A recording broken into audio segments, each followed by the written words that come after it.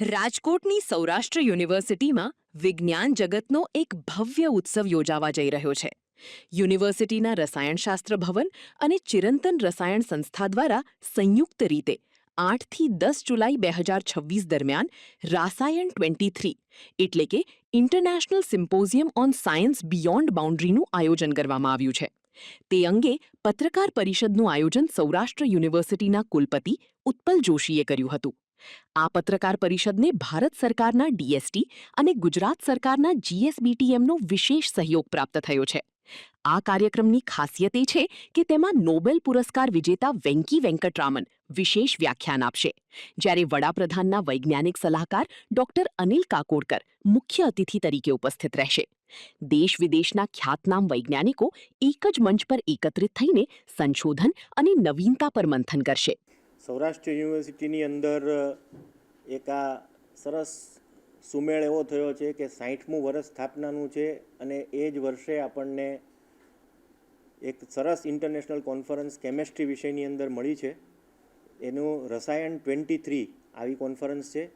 એ ચિરંતન રસાયણ સંસ્થા CRS તરીકે ઓળખાતી જે સંસ્થા છે, બહુ ખૂબ જૂની સંસ્થા છે. આ સંસ્થાનું હેડક્વાર્ટર બેંગ્લોર છે.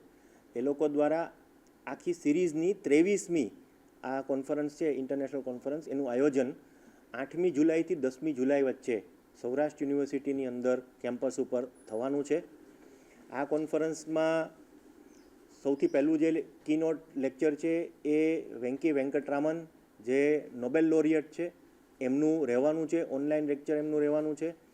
અને ત્યારબાદ આપણા મુખ્ય જે ગેસ્ટ છે એ છે ડૉક્ટર અનિલ કાકોડકરજી વર્તમાનની અંદર પ્રધાનમંત્રીના સાયન્ટિફિક એડવાઇઝર તરીકેની સેવાઓ આપે છે. પૂર્વે એ એટોમિક એનર્જી એજન્સી કમિશન જે છે ભારત સરકારનું, ડિપાર્ટમેન્ટ ઓફ એટોમિક એનર્જીનું, એના ચેરમેન તરીકે પણ રહી ચૂક્યા છે.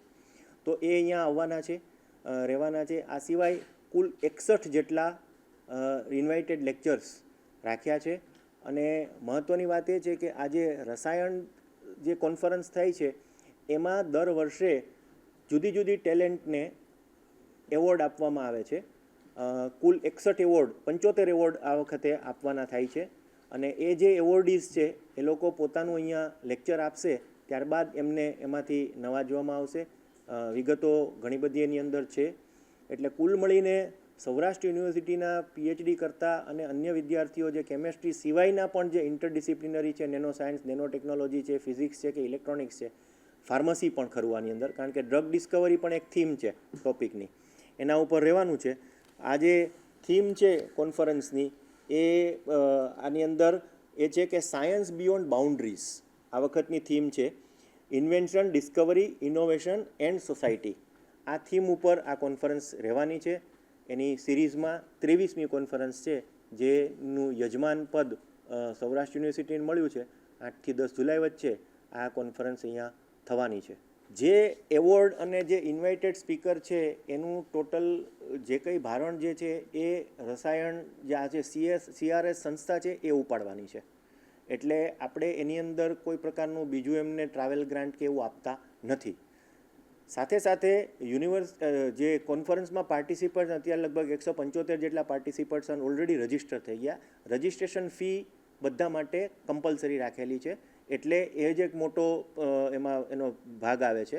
સાથે સાથે સ્પોન્સરશિપ પણ કંપનીઓની આપણને મળી છે. આપણા ભૂતપૂર્વ વિદ્યાર્થીઓ, એલ્યુમનાઈ જે લોકો કંપનીમાં ગયા હતા, પ્લસ યુનિવર્સિટીની પાસેથી પણ જે આપણે ખરીદી કરતા હોઈએ છીએ, આ બધાનો સહયોગ છે અને સ્પોન્સરશિપ મળી છે. આપણે સ્ટોલ પણ આપવાના છીએ એ લોકોને એડવર્ટાઇઝમેન્ટ માટે, એટલે સ્પોન્સરશિપ પણ છે. એજન્સીઓ દ્વારા, અર્ધ સરકારી, સરકારી સંસ્થાઓ દ્વારા પણ આપણને અનુદાન મળ્યું છે.